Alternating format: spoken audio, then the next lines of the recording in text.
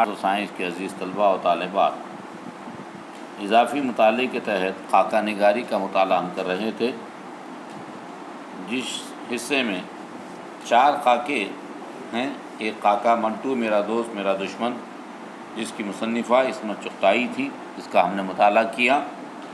دوسرا عرف باقر مہدی یوسف ناظم کا خاکہ ہم نے پڑھے۔ تیسرا خاکہ جس کے مصنف عارف خورشید ہیں، چھوڑ کر ہم ساتھ اپنا جائیں گے، جس کے مصنف عارف خورشید ہیں، اس کا مطالعہ کیے۔ آئے ہم آخری خاکے کا نمونہ، جس کے مصنف انور ظہیر خاں ہیں، خاکہ ہے حد یقین سے گما تک۔ حامل خاکہ عزیز قیسی۔ عزیز طلباء، خاکہ نگاری نئے نصاب کے مطابق اضافی مطالعے میں شامل کی گئی ہیں۔ تو سب سے پہلے ہم حد یقین سے حد گما تک جو خاکہ ہے، جو عزیز قیسی پر لکھا گیا ہے، جس کے مصنف انور ظہیر خاں۔ سب سے پہلے میں مصنف کا مختصر تعارف آپ کے سامنے پیش کرتا ہوں، توجہ سے سماعت فرمائیں۔ انور ظہیر خاں 22 جون 1954 کو میرا نگر ضلع سیتاپور یو پی میں پیدا ہوئے۔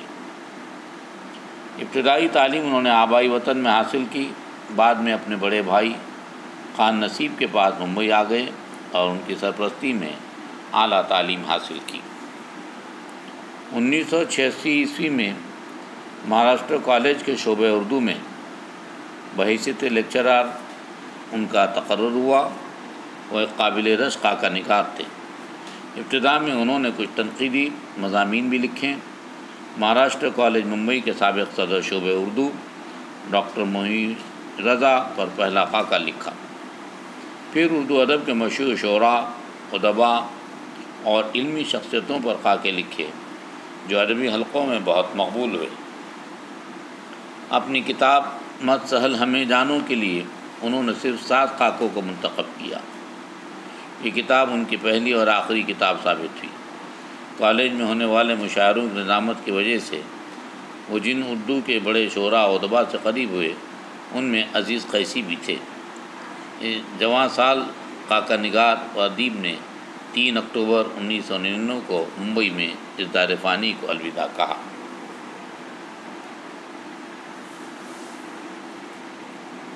صاحب خاکہ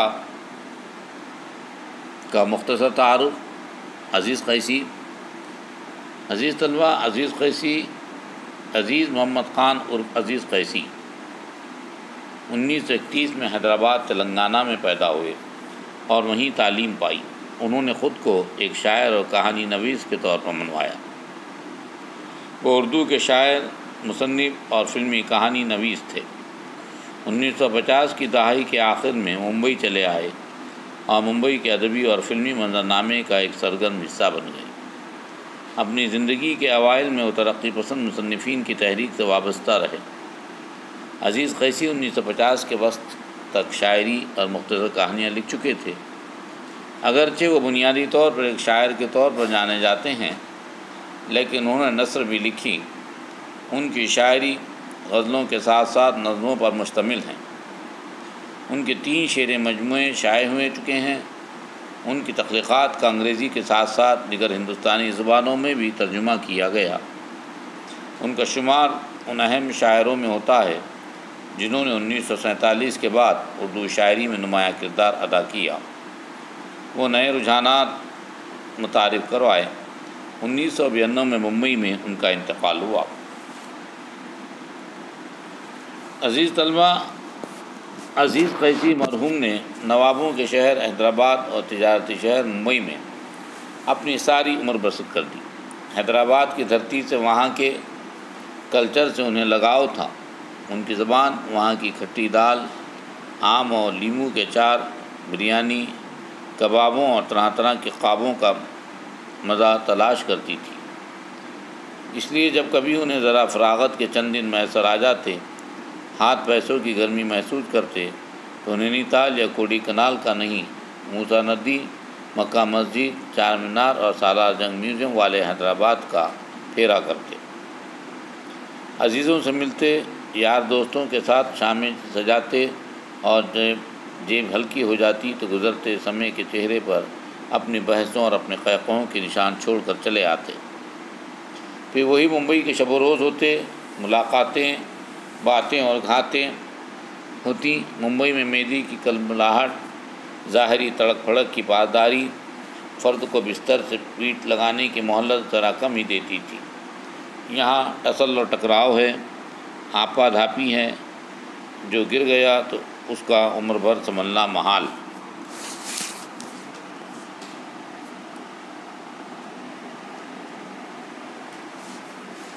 ظاہر ہے جہاں رات دن ریاکاری، بے یقینی، بے اطمینانی سے وابستہ ہو، جہاں اہل علم و قلم، اہل ہنر کو لعینوں اور ہرزگرویوں کے چوکھٹ پر ماتھا رگڑنا پڑے، جہاں انسانی ضمیر کی آواز پیسوں کی کھنک میں دبا دی جاتی ہو، بھلا وہاں جاگتی آنکھوں کا، جاگتے ضمیر کا آدمی کیسے خوش رہ سکتا؟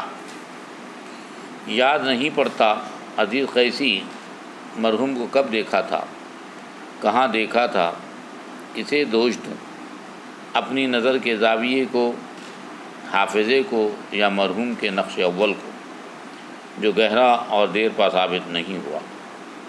دل یہ کہہ رہا ہے کہ ادیبوں اور ادب نوازوں کے جلوہ اور جلوس میں دیکھا ہوگا، کیونکہ انہیں جب کبھی دور و نزدیک سے دیکھا تو کسی جلسے مشاعرے میں، کسی سیمینار یا ادبی محفل میں کلام سناتے، تبصرہ یا تنقید کرتے ہوئے دیکھا۔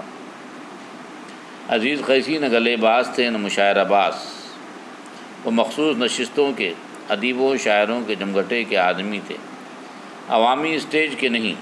انہیں عام مشاعروں کی طرح کلام سنانے کا کچھ زیادہ ہوقا نہیں تھا۔ وقفہ دے دے کر نظم غزلیں کہتے، پر بے موقع بلا فرمائش نہیں سناتے تھے۔ آواز بوجھل تھی اور گلا بھی رندھا ہوا تھا کہ جیسے دل سے قیامت گزر گئی ہو، گویا میر کے شعر کی تفسیر نظر آتے تھے۔ دل کی آبادی کی اس حد ہے خرابی کی نہ پوچھ، دل کی آبادی کی اس حد ہے خرابی کے نہ پوچھ، جانا جاتا ہے یہ، جانا جاتا ہے کہ اس راہ سے لشکر نکلا۔ نام عزیز محمد خان تھا، ماں سیدانی تھی، باپ مفلس مگر غیور پٹھان تھے، گھر 7 بھائیوں اور 1 بہن سے بھرا پڑا تھا۔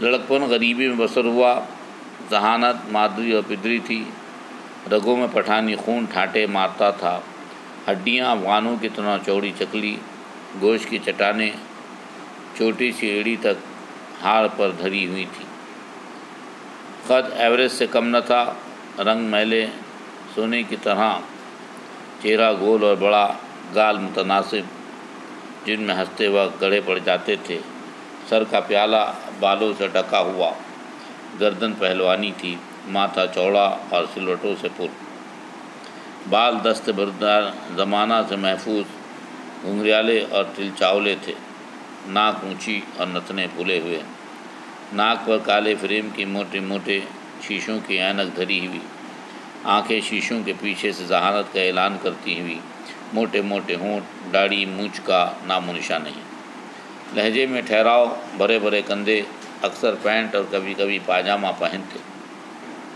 گلے میں پوری آستین کا بشرٹ یا کرتا ڈالے ہوتے، اور پیروں میں سستے یا اوسط داموں کی چپل۔ کسی دور میں شیروانی بھی پہنا کرتے تھے جب آتش جواں تھا، واقعی ان کے جسے پر شیروانی کی پابند دلوں میں لگن اور چبھن پیدا کر دیتی ہوگی۔ چال درمیانہ اور وضع قلندرانہ تھی، عمر بھر قلم کا حل چلایا، گیت، غزلیں، نظمیں، کہانی، مکالمے، سینیریو لکھ کر کمایا اتنا ہی کہ گھر کی سفیدی اور لباس کے اجلے پن پر داغ دھبے نہ دکھائی دیں۔ اردو کا یہ نصیب ہے، ہر کوئی نہ شاعر ہو سکتا ہے، نہ ابن صفی اور نہ حفیظ جالندھری۔ عزیز قیسی آخری سانس تک اردو کے نوالے خشک و تر میں مست رہے، اور ممبئی کے بارے میں کہتے رہے، روزی رساں ہے شہر، وہ حیدرآباد کی خاک سے اٹھے، مخدوم کے تیور دے کے سلیمان عریب کی صحبتیں اٹھائیں، شاذ تمکنت اور نہ جانے کتنے دوستوں کے ساتھ گلیوں اور گلیاروں، کوچوں اور چوراہوں تک دستورانوں پان کی دکانوں تک کو خاک چھانی۔ عدالت میں نہ چاہتے ہوئے 4 سال ملازمت کی، زندگی کی کٹھنائیوں اور مطالعے کے میز سے جو کچھ ہاتھ لگا، ان سب کو اپاہنگ کر کے ایک ناول، 10 افسانے اور 2 شعری مجموعے آئینہ در آئینہ گردباد کے نام سے دے گئے، مگر زندہ رہیں گے صرف اپنی نظموں اور غزلوں کی بدولت۔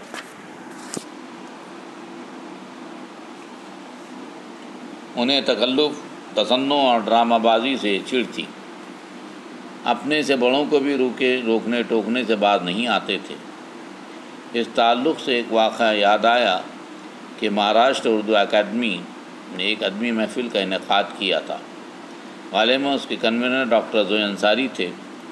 وہ منظر اب تک آنکھوں میں تر و تازہ ہے۔ زوئی انصاری مرحوم پشکن کی چند نظموں کا منظوم ترجمہ نظر سامعین کرتے ہیں۔ ایک تو طویل نظمیں، دوسرے مرحوم کا انداز پیشکش کے مصرعوں کو بار بار دہراتے ہیں، آواز میں زیر و بم پیدا کرتے ہیں، آنکھیں نچاتے اور ہاتھوں کو ہلاتے ہیں۔ یہ سارا منظر دیکھ کر سامعین میں سے بعض مرعوب و متاثر بھی ہو رہے ہیں، کچھ لوگ دل میں ان کی اداؤں کا مذاق اڑاتے رہیں۔ عزیز قیسی یہ دیکھ کر پیچ و تاب کھاتے ہیں۔ زوئی انصاری نے جب جی بھر کا سنا لیا تو کاغذات سمیٹ کر اپنی کرسی پر جا بیٹھے۔ اس کے بعد منظر بدلا۔ عزیز قیسی آہستہ آہستہ کرسی سے اپنے آپ کو الگ کرتے ہیں، ہولے ہولے چل کر پوڈیم تک پہنچتے ہیں۔ حاضرین پر ایک طائرہ نظر ڈالتے ہوئے زوئی انصاری کی آنکھوں سے آنکھیں چار کرتے ہوئے گویا ہوتے ہیں، حضرات یہ زوئی انصاری صاحب جو نہ کریں تھوڑا۔ سامعین کے زوردار قہقہے بلند ہوتے ہیں۔ کوئی توقف کر کے کہتے ہیں یہ پشکن کی شاعری ہے۔ ترجمہ نگار نے دیدہ ریزی اور تندہی کے ساتھ ترجمہ کیا ہے۔ زبان کی چٹک مٹک بھی ہے جو زوئی انصاری صاحب کا خاص انداز ہے۔ لگتا ہے روسی ادب کے ان شاہکاروں کو اردو میں ڈھالتے وقت میر حسن، دیا شنکر نصیب اور مرزا شوق کے فنی شاہکار مترجم کے سامنے رہے ہیں۔ اس وقت یہاں سوائے زوئی صاحب کے کوئی بھی روسی زبان و ادب کا پارک نہیں ہے۔ سو ہم کیسے یقین کریں کہ ترجمہ نگار کی تمام لوازمات کو ملحوظ رکھتے ہوئے زوئی صاحب اس بھاری پتھر کو اٹھانے میں کامیاب ہوئے ہیں۔ یہ نظمیں زوئی انصاری صاحب کو ان حضرات کے درمیان سنانی چاہیے کہ جہاں روسی اور اردو دونوں زبانوں کے مزاج نام موجود ہوں۔ عزیز قیسی نے غلط کچھ نہیں کہا تھا، لیکن بغلی گھونسے مارنے کے انداز میں کہا تھا اور زوئی صاحب کراہ رہے تھے۔ وہ مری آواز میں آہستہ آہستہ سے اتنا بولے، ہاں بھائی، اس حقیر زبان کے حقیر ادیب کو دیدے ٹپکانے اور خون پسینہ کرنے کا صلہ صفر کی صورت ہی میں ملتا ہے۔ اتوار کی شام میں مقدر حمید صاحب کے فلیٹ پر ایک بے تکلف ادبی نشست کا اہتمام کیا گیا۔ عزیز قیسی صاحب سریندر پرکاش جی کے ساتھ تشریف لاتے ہیں۔ اب باقاعدہ نشست شروع ہوتی ہے۔ بحث کا آغاز انور قمر کرتے ہیں۔ شرکائے بزم بحث میں بڑھ چڑھ کر حصہ لیتے ہیں، مگر عزیز قیسی صاحب کی رائے وزنی اور قطعی ہوتی ہے۔ یاد نہیں کسی کی نظم یا افسانے پر غزوہ تبوک کا ذکر تھا۔ عزیز قیسی محاکمہ تو کرتے ہیں لیکن تلمی کی جانب کوئی اشارہ نہیں کرتے۔ مشتاق مومن چھیڑتے ہوئے کہتے ہیں، جناب آپ نہیں جانتے یہ تلمی ہے، اس کے حوالے سے بات کیجیے۔ اس کے بعد عزیز قیسی کے اندر کا ضدی مگر ذہین پٹھان انگڑائیاں لے کر بیدار ہو جاتا ہے اور اپنی نظر اور قبر، تنقیدی بصارت و بصیرت اور حافظے کا وہ زور دکھاتا ہے کہ زیر بحث موضوع کا کوئی پہلو تشنا نہیں رہتا۔ ہم میں سے ہر شخص دم بخود رہ گیا اور مشتاق مومن کو کاٹو تو خون نہیں۔ اس روز انہوں نے ثابت کیا کہ واقعی ان کی ذہانت فطری ہے اور موروثی بھی۔ ان کے کہنے کے مطابق یقیناً انہوں نے 9 سال کی عمر میں قرآن میں ترجمہ پڑھا ہوگا، 13ویں سال میں تجوید و تفسیر قرآن ختم کر لیا ہوگا۔ بہرحال ان کا مطالعہ وسیع اور تجربہ کڑا تھا۔ شعری و ادبی ذوق رچا اور پچا ہوا تھا۔ اپنے مطالعے کے لیے کھٹی ڈکار لیتے نظر نہ آتے تھے، مگر چھیڑنے پر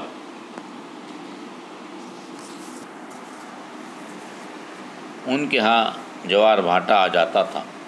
انتقال سے 4 مہینے پہلے کینسر کے موذی اور مہلک مرض میں مبتلا ہو گئے تھے۔ بہترین علاج معالجہ کیا لیکن افاقہ نہ ہونا تھا، نہ ہوا۔ اندر سے گھلتے رہے، غرض مرض بڑھتا گیا، چوں دوا کی۔ اردو اکیڈمی کے بورڈ میٹنگ میں سردار جعفری صاحب نے تجویز رکھی، عزیز قیسی نے عمر بھر اردو کی خدمت کی ہے، ان دونوں مرض الموت کا شکار ہیں۔ اردو اکیڈمی کا فریضہ ٹھہرتا ہے کہ ہم ان کے لیے طبی امداد کے طور پر 25,000 روپے منظور کریں۔ اراکین اکیڈمی نے تجویز کی تائید کی۔ Chairman Urdu academy professor Javed Khan صاحب نے اسے منظور کیا۔ حکومت کی منٹوں اور گھنٹوں کے کام ہفتوں عشروں میں کیا مہینوں بلکہ برسوں میں ہوتے ہیں۔ جعفری صاحب برابر ہدایت کرتے رہیں کہ چیک جلد از جلد عزیز قیسی کو پہنچایا جائے۔ یوسف ناظم صاحب اس سلسلے میں برابر فون کھڑکڑاتے رہیں۔ چیک تیار ہوا تو میں نے یوسف ناظم صاحب کو فون کیا، حضور چیک بن گیا۔ انہوں نے کہا تو میں اصول کرنے آتا ہوں۔ میں نے کہا آپ کیوں زحمت کریں گے، میں خود انہیں جسلوک اسپتال جا کر دے دیتا ہوں۔ میں ان کی عیادت کے لیے جسلوک اسپتال پہنچا۔ کمرے کا دروازہ کھولتے ہی جی دھک سے رہ گیا کہ اب بچا ہی کیا ہے۔ چنگاریاں بجھ چکی ہیں، بس راکھ ہی راکھ ہے اور ہلکی سی حرارت کوئی دم کی مہما ہے۔ بیڈ کے قریب پہنچ کر آداب کیا۔ انہوں نے اپنی نظروں کی کمند میرے چہرے پر پھینکتے ہوئے جواباً سر کو جنبش دی۔ میں نے مزاج پرسی کی تو بناوٹی ہنسی جس میں جانے کتنے زمانوں کا کرب تھا ہونٹوں پر سجاتے ہوئے میرا ہاتھ اپنے ہاتھ میں مضبوطی سے تھام کر گویا ہوئے، انور زہید صاحب، حالت تو آپ دیکھ رہے ہیں، مگر میں ابھی زندگی سے مایوس نہیں ہوں۔ میں پٹھان کا بچہ ہوں، موت کا آسانی سے حاوی نہیں ہونے دوں گا۔ میں نے انہیں چیک تھماتے ہوئے کہا، ابھی آپ کو زندہ رہنا ہے، ڈھیر سارا کام کرنا ہے۔ ہنسے، گو ہنسنا منع تھا۔ کہنے لگے بڑے موقع سے آپ چیک لے آئے، اسے فوراً کیش کرا کر یہاں کا بل ادا کر کے حیدرآباد چلا جاؤں گا۔ ہم وطنوں، دوستوں، عزیزوں کی خواہش بھی ہے، وہاں علاج ہوگا تو ٹھیک ہو جاؤں گا۔ جن سے قرض لینا تھا لے چکا ہوں۔ زندگی بھر اکیڈمی نے کوئی گرانٹ نہیں لی، آج یہ دن بھی دیکھنا پڑ رہا ہے۔ میں نے ان کی آنکھوں میں جھانکنے کی کوشش کی، لگا کہ کراں تا کراں خلا ہی خلا ہے، جہاں باضمیری اور خودداری کی پنچھی پڑپڑا رہا ہے۔ میں نے ان کی دلجوئی کی خاطر عرض کیا، قیسی صاحب، یہ تو اکیڈمی کا فرض تھا جو اس نے نبھایا۔ وہ سر جھکائے خاموش بیٹھے رہے۔ میں سوچ رہا تھا کہ کیسا پہاڑ جیسا بدن برف کے سل کی طرح ہر مرتی ہوئی ساعت کے ساتھ پگھل رہا ہے، کل ہوا ہو جائے گا، جس کے تذکرے اور کارنامے کتابوں میں ملیں گے۔ رخصت کی اجازت چاہی تو کہا بہتر ہے حیدرآباد سے واپسی پر ملاقات ہوگی۔ وہ گئے اور مہینے بھر کے اندر واپس آ گئے اور 2 ہی 4 روز میں خاکی آدمی سپرد خاک ہو گیا۔ سچ ہے، حد یقین سے حد گما تک سائے سائے سائے ہیں۔